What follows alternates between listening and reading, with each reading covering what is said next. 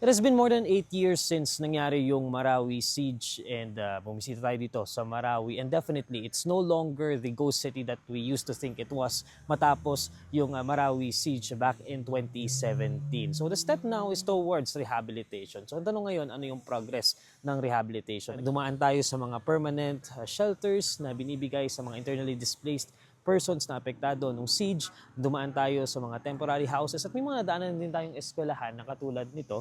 So according dun sa mga residente na nakausap natin, this was built, itong building na to, this was built around 2022.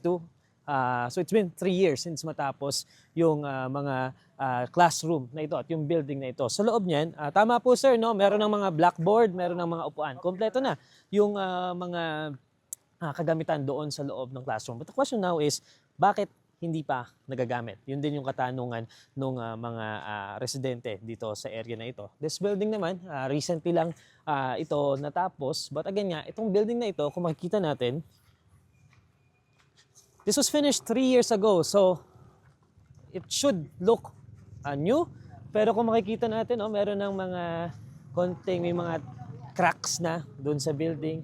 May mga signs na hindi na nagagamit. Ito ngang paligid ng school, damuhan na kasi nga hindi nagagamit.